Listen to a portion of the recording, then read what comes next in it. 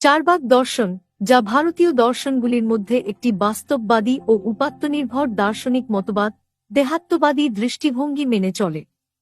এটি বিশ্বাস করে যে সকল বস্তু এবং অস্তিত্ব মূলত পঞ্চমহাভূত, প্রথমত পৃথিবী, জল, অগ্নি, বাতাস, আকাশ এর সংমিশ্রণের গঠিত। অর্থাৎ দেহাত্মবাদ সমস্ত কিছু ব্যাখ্যাসহ পৃথিবী সংক্রান্ত প্রকৃতি এবং বস্তুগত অস্তিত্বে বিশ্বাস করে। চারবাক দেহাত্মবাদ আধ্যাত্মিকতা বা পরলৌকিক জীবনের ধারণাকে অস্বীকার করে। এই দর্শন আসে, যা দেখা যায় তা সত্য এমন একটি মূলনীতিতে। চারবাক দর্শন অনুসারে জীবনের মূল উদ্দেশ্য হচ্ছে এই পার্থিব জীবনকে উপভোগ করা এবং উপলব্ধির মাধ্যমে সুখের নাগাল পাওয়া।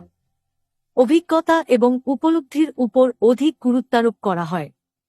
চারবাকরা বলেন, মানব জ্ঞান সবসময় অভিজ্ঞতা থেকে আসে এবং কোনো পূর্বধারণা বা আধ্যাত্মিক বিশ্বাস থেকে নয়। চারবাক দর্শনে বলা হয় যে মানুষের প্রধান লক্ষ্য হল স্বার্থ এবং প্রবৃত্তি অনুযায়ী জীবন যাপন করা। এটি মানুষের মৌলিক বাসনা এবং প্রাকৃতিক অধিকারকে প্রাধান্য দেয়।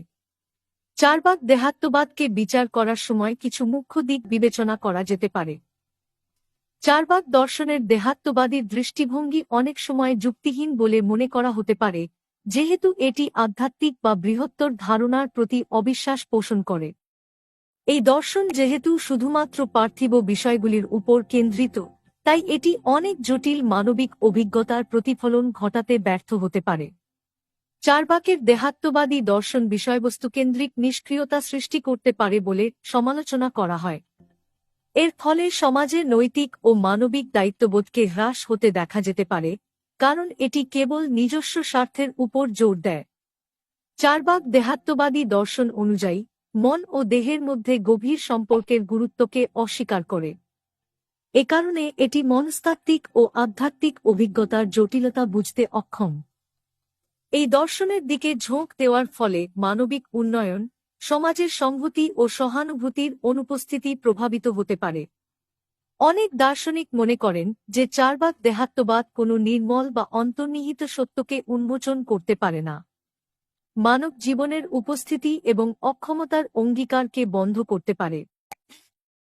চারবাক দেহাত্মবাদ একটি বিশেষ দর্শন যা পার্থিব জীবনে অবস্থান করে, তবে এর আধ্যাত্মিক ও দর্শনীয় পরিপ্রেক্ষিত উল্লেখযোগ্যভাবে সীমাবদ্ধ।